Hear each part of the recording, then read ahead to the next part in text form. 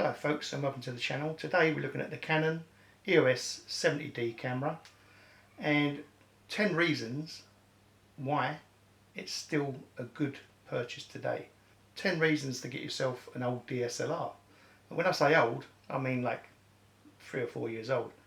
These first came out in 2013 I believe. I bought this one 3 years ago, November 2017, and it's worked perfectly ever since. It does great photography, great video.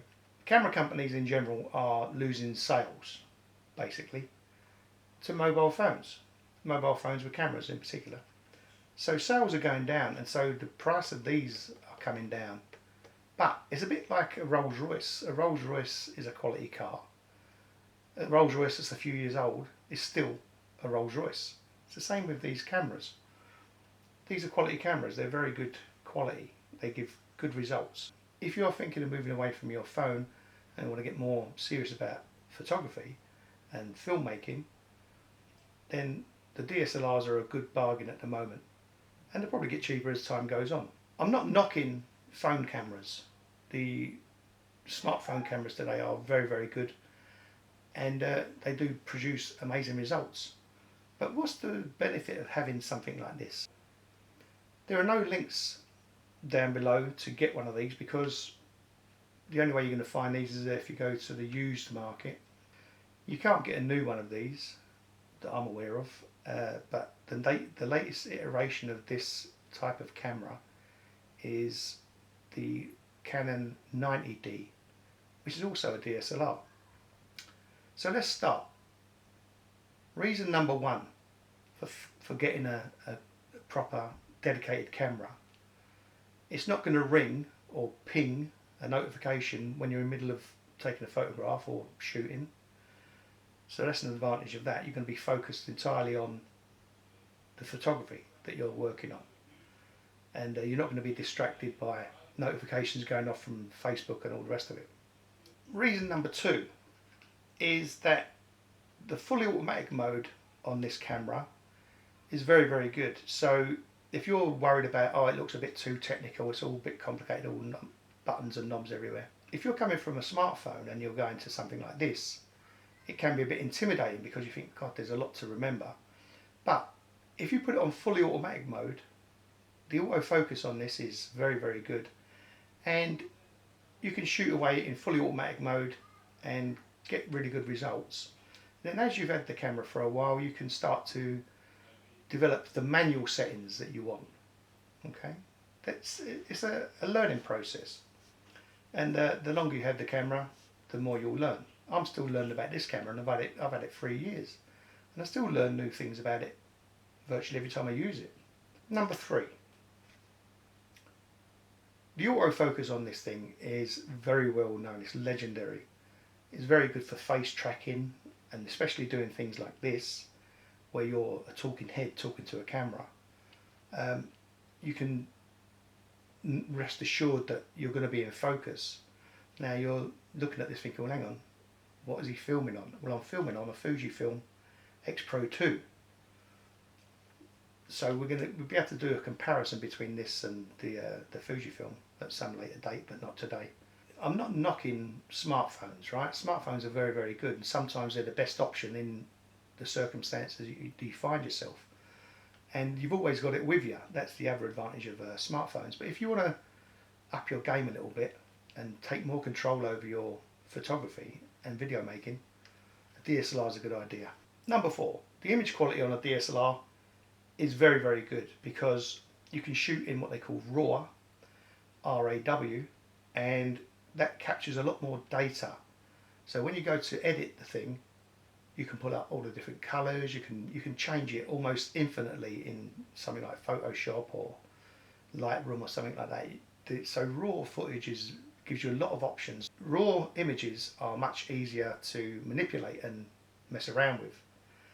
JPEGs that you get on most phones are kind of baked in. Whatever you've shot, that's what it will be. You can do some minor adjustments to it, but not as much as if you can with RAW. Video looks fantastic from this as well. It shoots a range of options. The highest is 1080p, which is very, very good and very perfect for YouTube. And the Fujifilm camera does 4K. But the problem with 4K, what a lot of people have found, is that yes, you've got very good high definition images, but the file sizes are huge. So if you go for a 4K camera, you need to upgrade your PC or laptop or whatever it is you're going to edit on, because the file sizes are huge.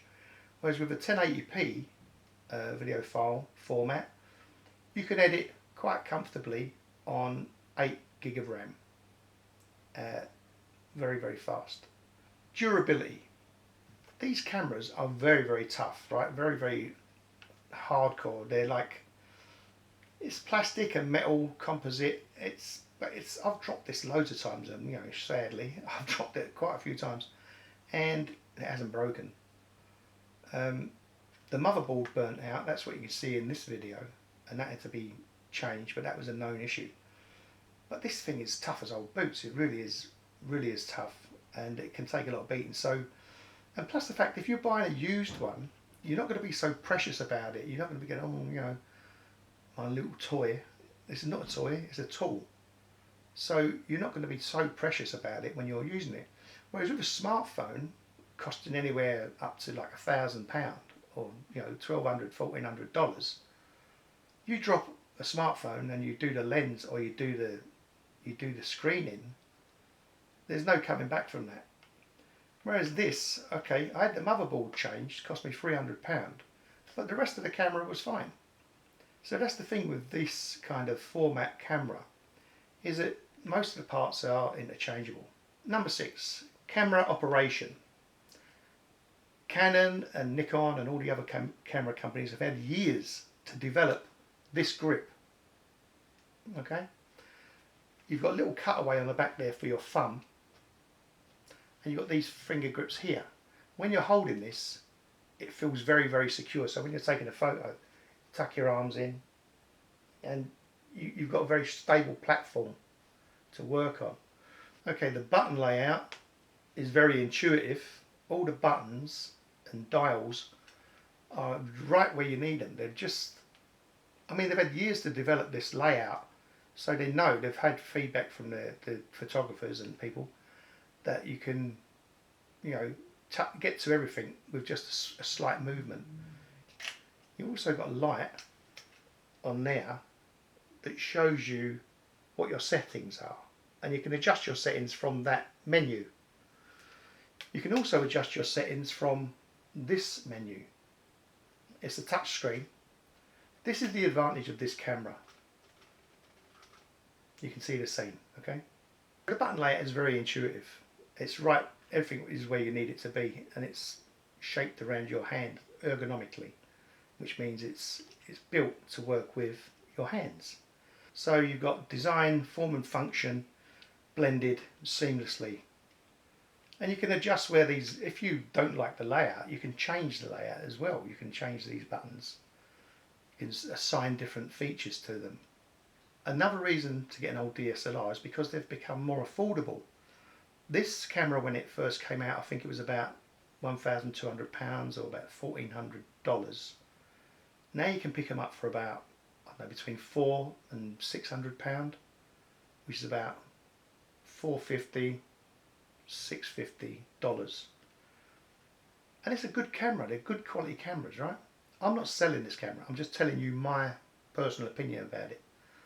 If you want to go and buy one, that's up to you. But to me, it's a perfect camera for what I'm doing.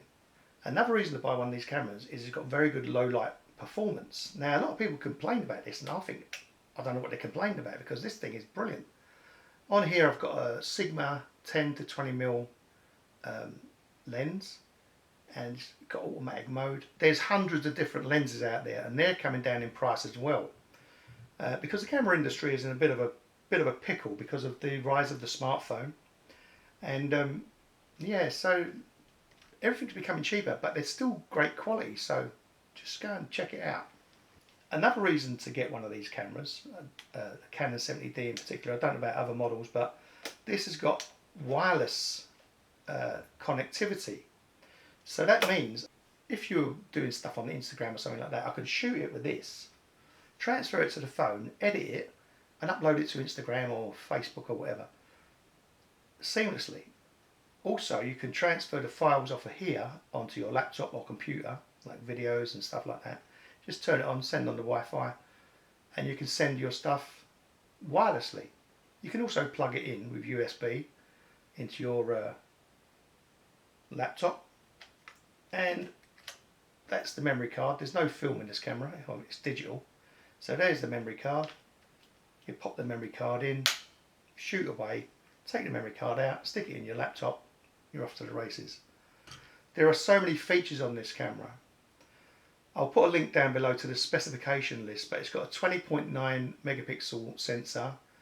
It's got a Digic 5 Plus software and hardware in the motherboard. Autofocus is phenomenal, it really is spot on. DSLRs versus mirrorless. Well, let me show you something. This is a Canon 70D, and when you turn it on, you can see in the back of there's a mirror. And when I take a picture, that mirror has to get out of the way so that the light can hit the sensor. But with a Canon 70D, if I flick it over to video mode and then start to record, it takes the mirror and it pushes it up out of the way, and now basically you've got a mirrorless camera. There's no mirror there, it's recording. If I start recording, you can see that the mirror stays up out of the way. You can also lock that mirror up out of the way so that you can be shooting in what they call live view. Live view, you can put it on live view, you can move the mirror out of the way, and then everything that's in the scene that you're watching, you can see that the face tracking is following me around. That the mirror is out of the way, so you're actually shooting in live view mode, video and photography. You can push the mirror out of the way, and the light, the image that you're seeing is exactly the image that you'll get, because that's the image that's going onto the sensor. So this is already a mirrorless camera, so it's a bit of a moot point really that people go on about mirrorless versus DSLR. This is already a mirrorless camera, but it's got the advantage of it's got a mirror as well.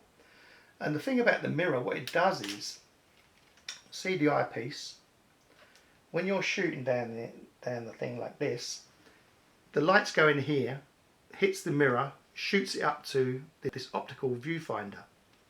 Now with a mirrorless camera, it has to produce a small video that it puts into the viewfinder. That's why it uses so much battery life, because they're on permanently. It's continuously looking at the scene and sending a small video image up to here for you to watch to see what you're actually shooting. Whereas with the older DSLRs, the battery's only in use while you're actually doing something and you're viewing through the viewfinder. You know, you're optically viewing through there, through the mirror, or alternatively, you put the live view on and you can watch what you're doing on there. Okay, so the mirror's out of the way, so a bit of a weird one that. People get all hot and bothered about mirrorless versus DSLRs. I think it's a nonsense argument, to be honest. And the thing about 4K, I've said already about 4K and the huge file sizes. They're great, I've got nothing against them. You're future-proofing your work in some degree, but you're going to have to spend a hell of a lot more money to get a powerful PC to edit the videos. Because the DSLRs are cheaper and more robust than your smartphone, you may find yourself using it a lot more and using it as a tool, the tool that it is, and getting out in. When you start doing photography, let me tell you something, when you start doing photography, the world that you observe changes, because you start looking for photo opportunities and you see things that's why people get some like really interesting shots, because you start to look at the world in a slightly different way, and you start photographing doorknobs and all kinds of weird stuff. You think, God, I've never really looked at that before, or like a tree or whatever it is you're looking at. That's what photography does. It makes you more aware of the world around you and the beauty that's around you every single day. So people fall in love with photography, and using a smartphone is very handy, very useful, because you know the old saying, the best camera is the one you've got with you. And we've always got the smartphones with us, and so sometimes they're the best option. I mean, for example, I did this video about this camera breaking down, and I shot the whole thing on my smartphone. I'll leave a link down below to the Canon specifications for this camera, because they are way too long to describe in a video. It'll be like a 5-hour video. But there's a lot of features on this camera. I'm still learning about it all the time. So that's all for now, and I'll see you next time. Bye now.